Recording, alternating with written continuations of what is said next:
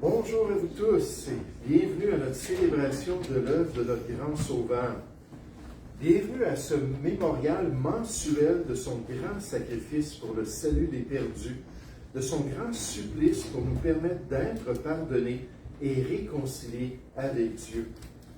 Et ce matin, alors qu'on se prépare, alors qu'on dispose nos cœurs, on veut s'arrêter un peu pour penser aux sauvés, pour penser aux enfants de Dieu qui ont le privilège d'avoir son exemple en parlant de Christ et ses instructions dans sa parole, aux chrétiens qui possèdent son modèle parfait et qui peuvent considérer ce matin leur propre vie chrétienne avec un principe que Christ même a enseigné à ses disciples. Et c'est quoi le principe? C'est le principe de mourir à soi pour pouvoir vivre. Mourir à soi. Jésus a accompli le salut de Dieu en permettant à son Père céleste de briser son corps, de verser son sang au calvaire, en renonçant entièrement lui-même, c'est ce qu'on célèbre, son corps qui a été brisé, son sang qui a été versé, en s'offrant complètement à son Dieu pour devenir le grand sauveur des hommes. Puis Jésus enseigne cette même perspective à ses disciples pour qu'ils puissent à leur tour. Là, tout de suite, je pense à 1 Jean 4, 19. Pour nous, nous l'aimons parce qu'il nous a aimés le premier. Mais pour qu'ils puissent à leur tour porter du fruit pour Dieu. Pour que les croyants puissent vivre la vie que le Seigneur désire pour chacun d'eux. Ce matin, j'aimerais qu'on puisse regarder un des exemples de l'enseignement de Jésus sur ce concept-là de mourir à soi pour pouvoir vivre selon le Seigneur, pour pouvoir accomplir la volonté de Dieu, comme notre Sauveur, comme notre Seigneur et Maître nous demande de le faire. Donc, cherchons ensemble l'Évangile de Jean au chapitre 12. L'Évangile de Jean au chapitre 12, un des passages, un des exemples, une des vérités spirituelles pour nous encourager en tant que chrétiens à faire ce choix dans Jean au chapitre 12. À partir du verset 20, Jean 12 au verset 20, on nous dit quelques Grecs, donc des non-juifs, des païens, du nombre de ceux qui étaient montés pour adorer pendant la fête, s'adressèrent à Philippe de Bethsaïda en Galilée et lui dirent avec instance, « Seigneur, nous voudrions voir Jésus. » Philippe alla le dire à André, puis André et Philippe le dirent à Jésus. Puis soit dit en passant, on fait une petite pause.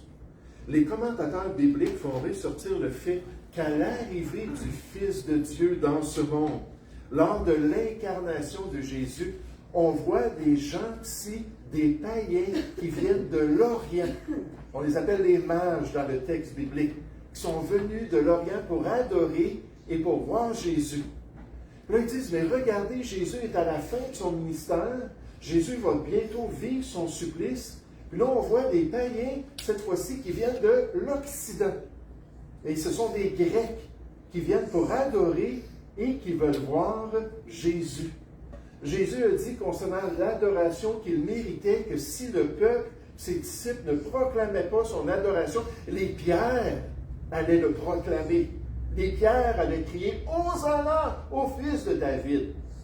Et Dieu, dans sa souveraineté, amène des non-juifs pour faire ce que la plupart des Juifs ne voulaient pas faire à cette époque-là, c'est-à-dire venir voir Jésus et apprendre de lui, apprendre concernant sa personne. La mention des Grecs est significative. C'était des voyageurs du monde antique et des chercheurs de vérité. On voit ça dans 1 Corinthiens 1, on nous dit que les Grecs voulaient connaître la sagesse. Ces Grecs étaient probablement des hommes pieux qui fréquentaient les synagogues et les fêtes juives, et on nous le dit dans le texte, leur venue symbolisait la venue des gentils pour adorer Dieu par le Christ. Ces hommes de l'Occident représentent à la fin de la vie de Christ ce que les mages de l'Orient représentaient à son début, mais ceux-là viennent à la croix du roi comme ceux-là à sa crèche.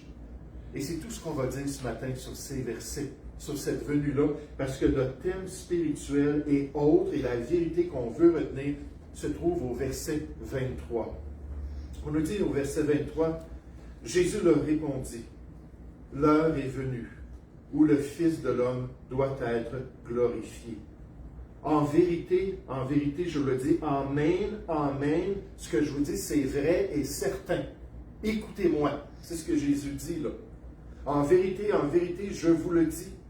Si le grain de blé qui est tombé en terre ne meurt, il reste seul. Mais s'il meurt, il porte beaucoup de fruits. Celui qui aime sa vie la perdra.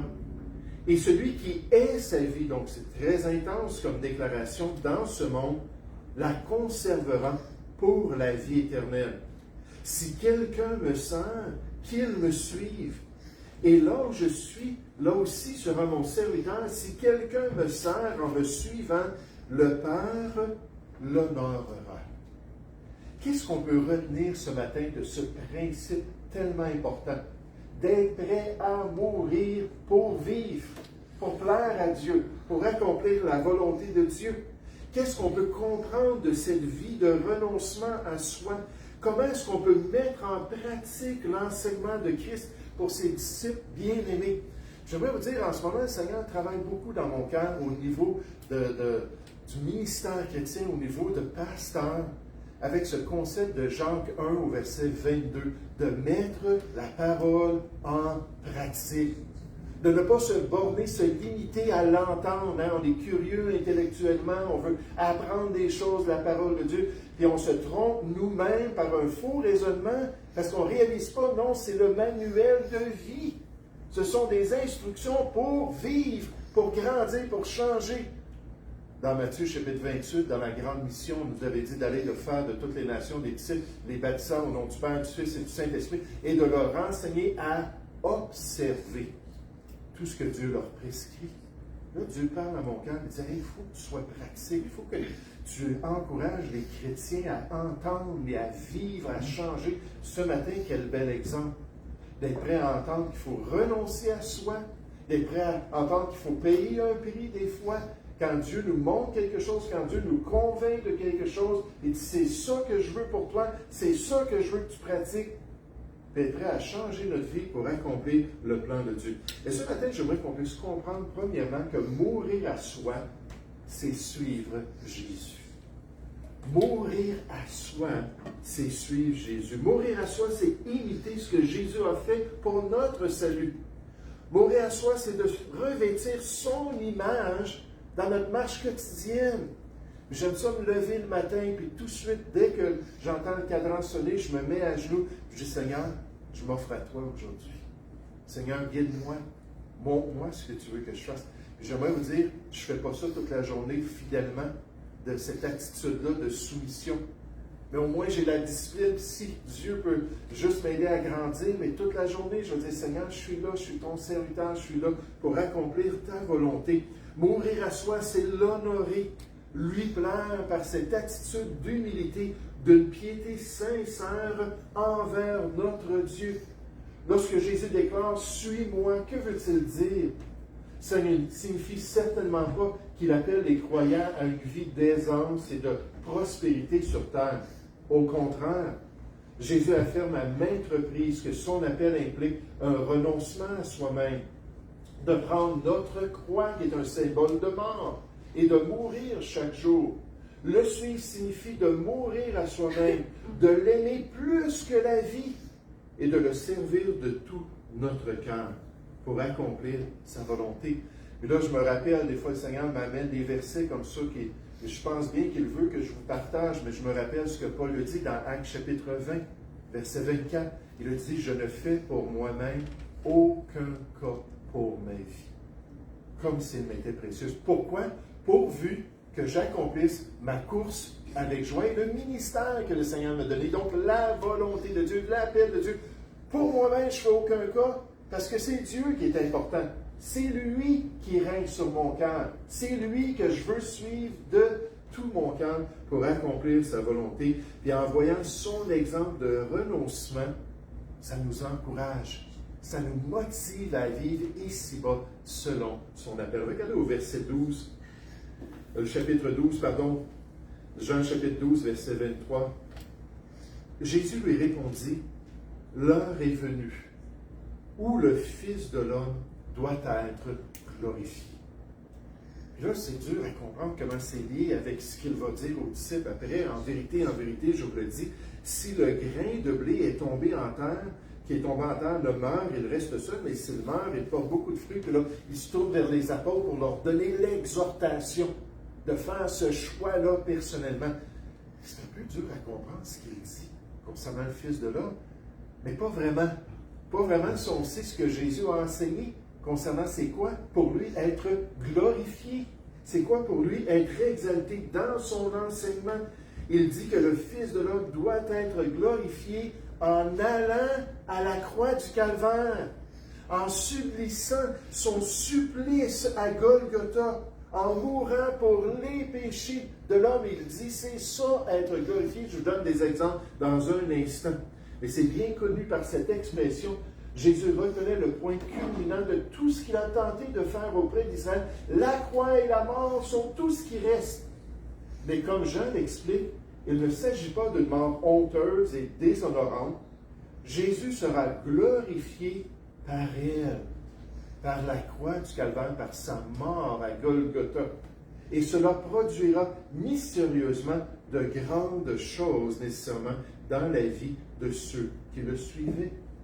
Jésus a appliqué à lui-même par déduction le principe naturel selon lequel la mort est essentielle à la vie future. Le blé se reproduit selon sa propre espèce. Et Jésus a considéré sa passion sous le même angle. Sa mort allait apporter la vie à beaucoup de gens. Et c'est comme ça qu'il allait être glorifié. Dans Jean 7 au verset 38, Jésus a dit, après avoir prêché l'Évangile, après avoir invité les gens à venir à lui pour avoir cette source d'eau vive-là, il a dit que les gens ne pouvaient pas recevoir l'Esprit tant qu'il n'avait pas été glorifié. Puis là, nécessairement, on apprend plus tard dans le texte biblique qu'après sa mort, sa résurrection, son ascension, là, le Saint-Esprit a pu venir sur les croyants et leur permettre de faire partie de l'œuvre de Dieu. Dans Jean 12, au verset 16, on explique que la raison pour laquelle les disciples ne comprenaient pas son enseignement, pourquoi ils étaient aveuglés concernant les détails qu'il donnait, c'est parce que l'Esprit n'était pas encore venu, parce que Jésus n'avait pas encore été glorifié. Mais nécessairement, avec la venue de l'Esprit, après sa mort, après son exaltation, ils ont pu expérimenter cela. Et ce principe de mourir à soi-même, Jésus l'a appliqué à sa propre vie. Lorsqu'il a permis à son Père céleste de le juger pour les péchés de l'homme. Comme il a renoncé à lui-même, il nous demande d'imiter son renoncement pour accomplir la volonté de Dieu. Il a dit, comme le Père m'a envoyé, moi aussi, je vous envoie pour suivre le plan de Dieu et accomplir toute la volonté du Seigneur. L'idée de mort à soi-même se retrouve dans tout le Nouveau Testament. Elle exprime la véritable essence de la vie chrétienne. Donc, c'est pas... Watchman Nee parlait toujours de ça, la vraie vie chrétienne. Watchman Nee, c'était un évangéliste chinois qui a été persécuté, emprisonné, torturé. Il a encouragé plein de Chinois à se tourner vers la vérité de Dieu. Il a eu un ministère extraordinaire, mais il disait toujours, c'est la vie normale. C'est rien de... Je ne fais pas partie d'une élite spirituelle. C'est pas pour certaines personnes. C'est ce que Dieu s'attend pour tous les chrétiens. C'est la véritable essence de la vie chrétienne qui consiste à porter sa croix et à suivre Christ. La mort à soi-même est donc un processus de toute une vie pour l'enfant de Dieu. Alors qu'on offre notre corps comme un sacrifice vivant à chaque jour pour pouvoir découvrir la volonté de Dieu et l'appliquer dans notre vie, comme nous le mentionne le théologien Michael Woodman. Vous savez, la Bible dit clairement que Christ aussi a souffert pour vous. Là, on pense à son supplice, on pense à son sacrifice. On nous dit, vous laissant un exemple de renoncement, un exemple de consécration à la volonté de Dieu, d'être prêt à payer un prix pour suivre le Seigneur, afin que vous suiviez ses traces, comme le Seigneur Jésus. alors qu'on accomplit sa volonté ici-bas sur la terre. Alors qu'on est prêt à suivre son exemple de renoncement. Alors qu'on dit quotidiennement, Seigneur, que veux-tu que je fasse? Et vous savez, dans un instant, je vais vous demander de lever la main. Sentez-vous bien à l'aise si vous ne voulez pas la lever. Mais je vais demander qui serait prêt à dire ce matin, Seigneur, moi, là, j'aimerais ça encore plus mourir à moi-même. Encore plus de mettre de côté des choses dans ma vie qui s'opposent à ta volonté. Et j'aimerais qu'on puisse s'exciter à l'amour et aux bonnes œuvres. Moi, je vais lever la main. Je vais dire, Seigneur, oui, je vais enlever des choses dans ma vie qui ne sont pas en accord avec ton plan et qui m'empêchent de vivre la vie chrétienne comme toi tu le veux. Une vie chrétienne normale. Une vie chrétienne pour tous les enfants de Dieu. Alors qu'on regarde cet enseignement-là, comprenons aussi que mourir à soi, c'est la vraie vie. Mourir à soi, c'est la vraie vie. Pour l'enfant de Dieu, pour celui qui connaît le Seigneur, celui qui a le privilège d'avoir une relation avec Dieu, celui qui appartient à Dieu. Hier, j'avais différentes choses qui passaient dans mon cœur, puis le Saint-Esprit m'a ramené 1 Corinthiens chapitre 6, versets 19 et 20, qui dit « Ne savez-vous pas que votre corps est le temple du Saint-Esprit qui est en vous, que vous avez reçu de Dieu, et que vous ne vous appartenez point à vous-même, parce que vous avez été rachetés à un grand prix. Glorifiez donc Dieu dans votre corps et dans votre esprit qui appartiennent à Dieu. » Et là, alors que je suis en train de jongler dans mon cœur avec une décision, puis je suis en train d'avoir de la misère à faire quelque chose pour le Seigneur, là, ce verset-là est venu me dire, « Hey, tu ne t'appartiens pas à toi-même. Arrête donc de lutter avec Dieu. Dieu veut que tu fasses ça. Va le faire pour pouvoir lui plaire. » Et celui qui a ce privilège de pouvoir renoncer à lui-même pour porter des fruits spirituels dans les voies du Seigneur. Puis Jésus décrit cela, encore une fois, au verset 23. Dans Jean chapitre 12, verset 23. Jésus leur répondit, « L'heure est venue, où le Fils de l'homme doit être glorifié. En vérité, je vous le dis. » Donc, il y a une leçon pour vous dans tout cela. Si le grain de blé qui est tombé en terre ne meurt, là on a cette perspective de renoncement à nous-mêmes, on a cette perspective d'être prêt à suivre le Seigneur. Il dit, s'il ne meurt, il reste seul. Mais s'il meurt, c'est là la décision du chrétien d'accepter de suivre l'exemple béni du Sauveur, il porte beaucoup de fruits. Celui qui aime sa vie la perdra. Et celui qui est sa vie dans ce monde la conservera pour la vie éternelle. L'analogie d'un grain de blé mourant dans le sol et produisant de nombreuses graines enseigne que la mort est nécessaire à une récolte. L'analogie du blé illustre un principe paradoxal général pour le chrétien. La mort est le chemin de la vie. Dans le cas de Jésus, sa mort a conduit à la gloire et à la vie non seulement pour lui-même, mais aussi pour les autres.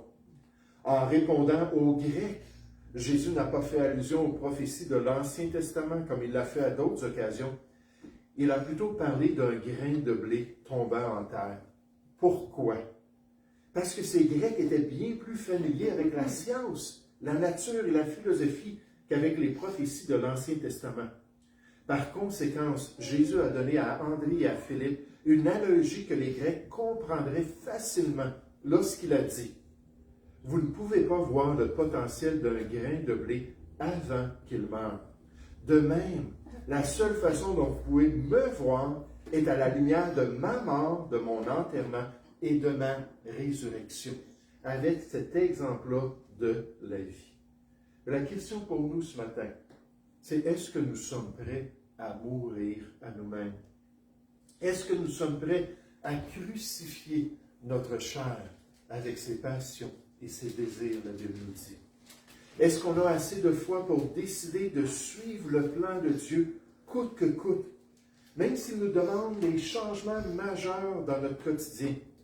Est-ce qu'on est prêt à marcher avec lui pour accomplir son appel pour notre vie? Et remarquez comment Jésus décrit cela pratiquement. Verset 25. Il dit, celui qui aime sa vie la perdra. Là, aimer ici, c'est un attachement. Hein, c'est quelque chose qu'on a à cœur.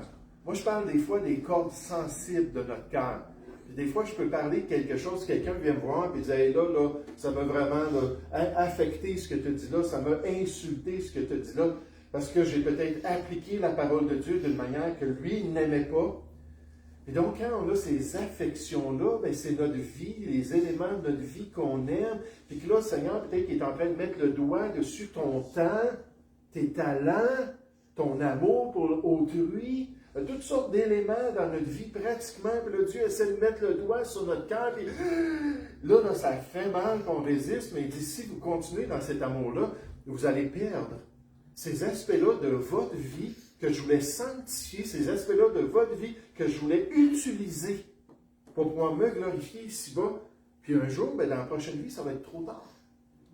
Donc, celui qui aime sa vie la perdra. Puis remarquez, celui qui est sa vie. Celui qui est sa vie dans ce monde la conservera pour la vie éternelle. Qu'est-ce que ça veut dire de haïr sa vie? Dans le cas d'un disciple de Jésus, le principe est similaire à Jésus lui-même. Un disciple doit haïr sa vie dans ce monde. Haïr sa vie signifie être tellement engagé envers le Christ qu'il n'a aucun égocentrisme. Hein? Je ne fais pour moi-même aucun cas pour ma vie. Aucun égocentrisme, aucun souci de lui-même. Une autre chose qui me parlait cette semaine, la semaine passée, alors que je me préparais pour le message de l'autre semaine, j'aime beaucoup lire puis regarder les chrétiens avant l'histoire, la sagesse que Dieu leur a donnée. Puis un chrétien, il a dit, vous savez, pour ne pas être égoïste, c'est pas difficile, c'est Dieu premièrement, les autres deuxièmement, puis nous dernièrement. Et dit, si on pratique ça, là, il n'y aura pas vraiment d'égoïsme dans notre vie. Dieu premièrement, les autres, c'est ça dans Philippiens 2, verset 4, de regarder les autres comme étant au-dessus de nous-mêmes, les autres, puis après ça, nous-mêmes. Parce qu'il faut quand même prendre soin de nous-mêmes. On ne peut pas négliger certains éléments de notre vie. Aucun égocentrisme, aucun souci de lui-même. Il dit, ces deux auteurs nous disent, d'un autre côté, l'homme qui aime sa vie la perdra. Il va gaspiller sa vie en étant attaché à des choses qui ne sont pas la volonté de Dieu. Tout dans la vie peut devenir une idole, y compris les objectifs, les intérêts, les amours qu'on a dans notre vie. Et des fois, on partage des choses les uns avec les autres. Là, il y a des chrétiens qui me partagent c'est quoi leur sens de vie, c'est quoi leur motivation. Ça reflète beaucoup où ils en sont dans leur marche avec Dieu. Là, je me souviens, on avait des rencontres de célibataires avant que je sois marié. Après ça, j'ai participé comme administrateur, un petit peu animateur. On avait des rencontres de célibataires. Là, on faisait des activités ensemble, une grosse assemblée. Il y en avait des célibataires. On invitait les célibataires, les églises sœurs. On passait du temps avec eux. Et j'ai parlé avec beaucoup de chrétiennes célibataires pendant cette période de temps-là. Là, je leur demandais, toi, c'est quoi? C'est quoi le sens de ta vie? C'est quoi que tu veux dans ta vie? Pourquoi est-ce que Dieu t'a laissé ici sur la terre? Là, je veux avoir telle et telle carrière, puis j'ai telle et telle ambition. Puis souvent, après avoir passé du temps avec ces filles-là, ben, dans mon cœur, c'était un beau petit X. Pourquoi? Parce que c'est pas juste dans le Seigneur qu'on doit choisir un conjoint. C'est idéalement quelqu'un qui a les mêmes objectifs. Deux peuvent-ils marcher ensemble? Amos 3.3 nous dit, si on n'a pas les mêmes choses, on n'est pas en accord avec c'est quoi le sens de la vie, on s'en va dans deux directions opposées, ça ne marche pas, là. C'est pour ça que c'est mieux d'être dans le Seigneur, mais même dans le Seigneur. Si vous voulez être zélé dans le Seigneur, trouvez-vous quelqu'un de zélé. Si vous voulez vraiment être passionné pour les hommes, on va toujours nécessairement s'équilibrer l'un l'autre. Là. Mais quand même, c'était des choses pour moi qui étaient importantes. De dire, ben, c'est ce que Dieu veut qui est important pour moi. C'est son appel sur ma vie. Et la seule personne, c'est pas pour élever mon épouse parce qu'elle en a des problèmes, 32 ans, j'en ai vu des problèmes, elle en a vu en masse de problèmes dans ma vie. Mais c'était la seule célibataire à qui j'ai parlé qui me dit, moi, c'est faire la volonté de Dieu ici-bas. C'est trouver son appel et poursuivre son appel. Et pendant qu'elle était à l'université, elle a donné son cœur pour devenir missionnaire. Puis là, elle voulait aller dans la francophonie quelque part. La seule place qu'elle ne voulait pas aller, c'était au Québec. Elle étudiait en Ontario, puis là, elle a goûté au monde anglophone. au monde chrétien anglophone, une grosse assemblée de 1000 personnes, mais aussi des gens passionnés, des jeunes de son âge passionnés pour les missions, pour le ministère, tout ça. Puis ça a pris beaucoup, ça a pris 4 ans, jusqu'à son bac presque, que Dieu a changé son cœur pour qu'elle dise, OK, je vais venir au Québec. Mais à travers tout cela, c'était ça son désir, accomplir la volonté de Dieu. Puis ça peut être, même nos objectifs peuvent être un problème, nos intérêts, nos amours, nos passions. Hein, il faut être prêt à trier dans ces choses-là. On nous dit un croyant doit subir une mort spirituelle à lui-même. Le plus tôt qu'on permet au Seigneur de nous déconnecter de notre nombril, puis d'être prêt à dire, Seigneur, que veux-tu que je fasse? Non pas ce que je veux, ce que tu veux. Et de vivre après cela, selon son appel, de vivre après cela, selon sa volonté. Mais quand sera-t-il dans notre vie? Est-ce qu'on va être prêt à vivre comme un vrai disciple du Seigneur Jésus? Je pensais à Jim Elliot, ce jeune missionnaire qui, avec ses amis, ont mis de côté les ambitions de la jeunesse américaine dans les années 50. Des gens brillants, des gens qui auraient pu aller dans n'importe quel domaine, compléter des études avancées. C'était vraiment des gens, là, la crème des églises chrétiennes. Et ils ont dit non, c'est pas avoir une carrière. Puis vous savez, c'est un gros problème dans nos églises aujourd'hui, à travers l'Amérique. Que l'idée d'aller dans le ministère, l'idée de devenir pasteur, de devenir missionnaire, évangéliste, de suivre la volonté de Dieu, puis d'accomplir le plan de Dieu, c'est de moins en moins populaire. On avait des instituts bibliques ici au Québec qui formaient des jeunes pasteurs dans les années 70, 80, 90, là, dans la période de réveil au Québec. Ils avaient de la misère à entretenir tous ces jeunes-là qui sont partis ensuite, qui sont devenus des missionnaires et des pasteurs, et ainsi de suite. Ces instituts-là là, sont fermés. Il n'y a plus d'intérêt. Il n'y a plus de jeunes qui veulent, je ne veux pas généraliser, mais en comparaison, pas beaucoup qui veulent accomplir la volonté de Dieu. Et ces jeunes-là, dans les années 50, ont dit non à l'éducation. Non, oui, ils sont allés étudier quand même là, pour devenir missionnaires, la missiologie, et ainsi de suite. Mais ils ont dit non à un travail séculier. Dieu nous appelle, nous 4 ou nous 5, j'essaie de me souvenir, je pense qu'ils étaient 4, nous appelle à aller atteindre une tribu en Amérique du Sud qui s'appelle les Oka. C'est une tribu qui était connue comme étant violente. C'est une tribu qui était connue comme détestant les étrangers. Quand il y avait même des gens de leur peuple qui étaient en train de développer des raffineries pas loin de leur lieu où ils habitaient, ils s'en allaient et les attaquaient. Ils s'en venaient en jeep, là, les travailleurs des usines, là, les Oka étaient là, dans la forêt avec leur bambou, là, puis là, ils frappaient la personne. Il y avait du poison, puis la personne mourait. Ils tuaient du monde à chaque année. C'était ce genre de danger-là de vouloir atteindre ces personnes-là. Mais ces 4 jeunes hommes-là, dont Jim Elliot, savaient que c'était la volonté de Dieu. Savaient que le Seigneur voulait qu'ils fassent des efforts. Donc, ils ont commencé à développer une relation, commencé à entretenir là, une relation avec ces gens-là jusqu'au jour où finalement un contact sérieux avec les dirigeants de la tribu a amené la mort de ces jeunes gens-là. 10 guerriers sont arrivés et les ont tués. Eux, ils n'étaient pas armés, là.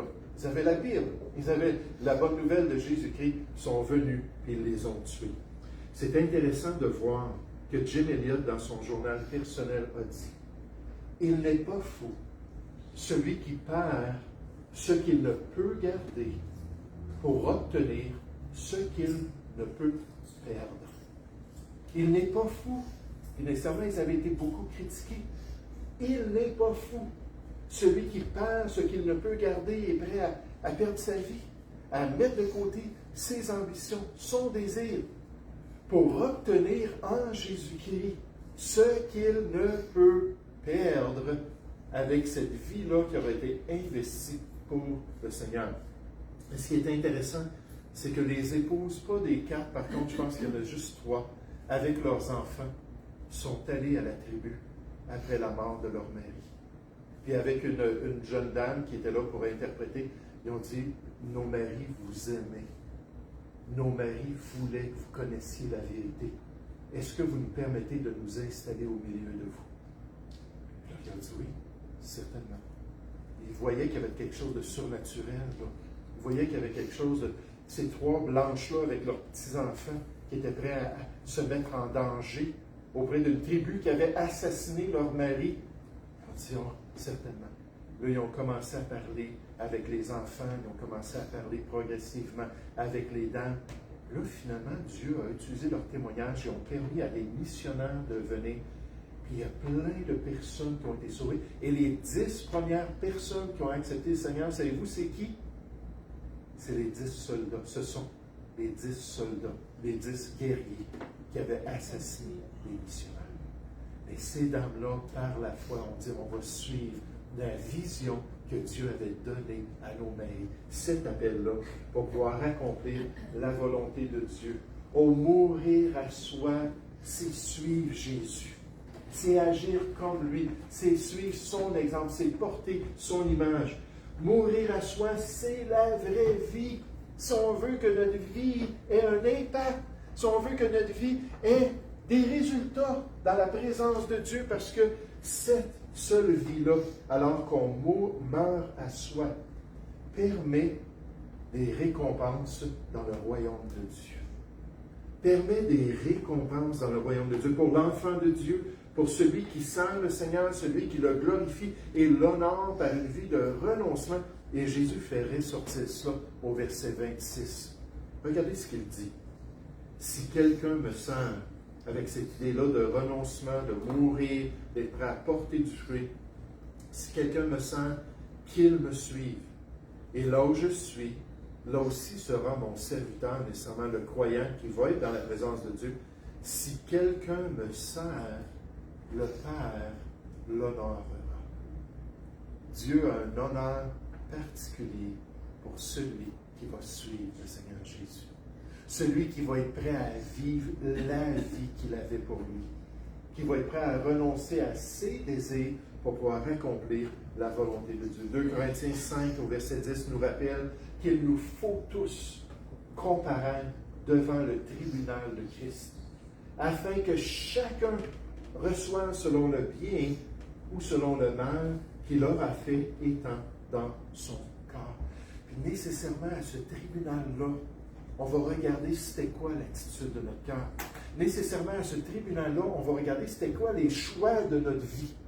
Est-ce qu'on a mis la volonté de Dieu comme une priorité dans notre vie ou est-ce qu'on a vécu égoïstement pour faire ce qui nous plaisait?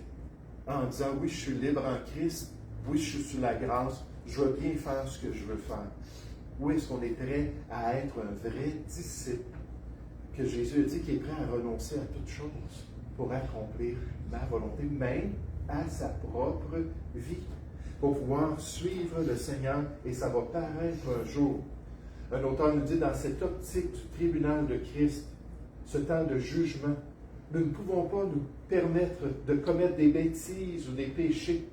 Chaque jour doit être considéré à la lumière du dernier jour.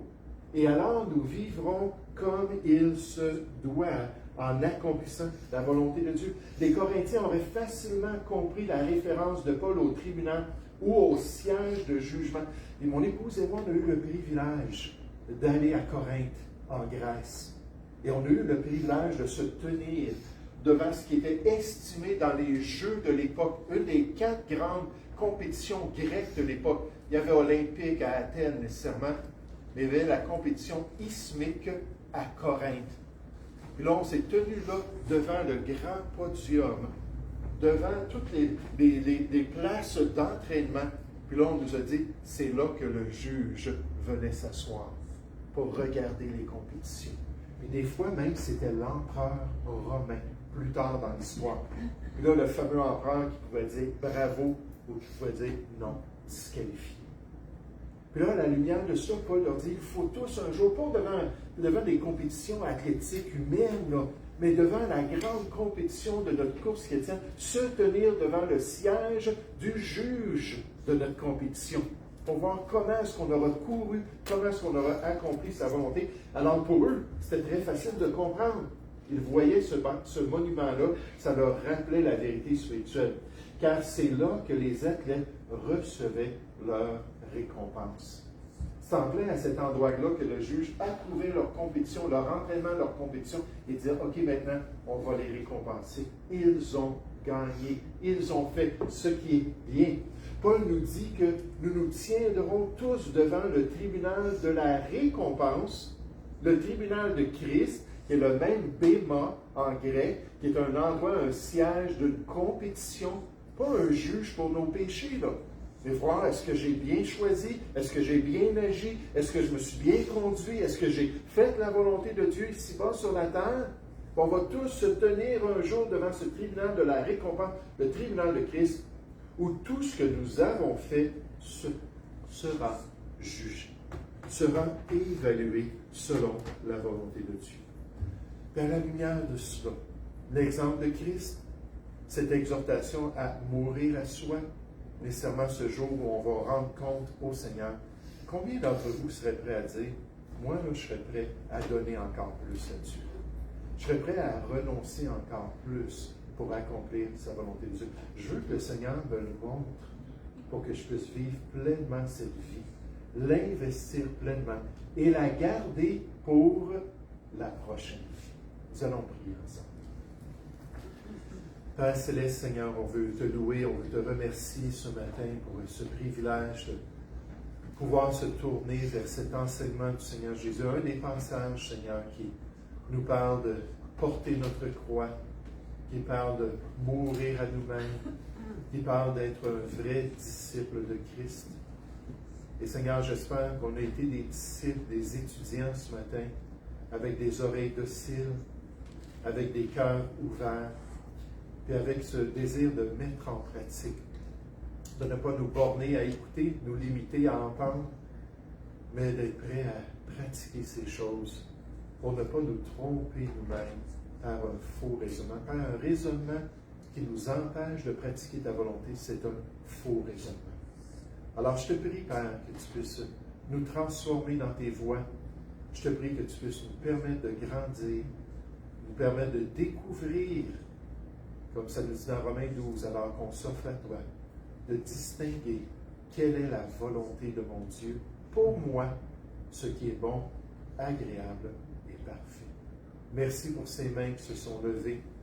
Et je te prie, Seigneur, que tu puisses effectivement te révéler, que tu puisses effectivement illuminer les cœurs et leur permettre de mieux comprendre cet appel que tu as dans les détails de leur vie. Merci pour ton amour. Nous te prions au nom du Seigneur Jésus. Amen.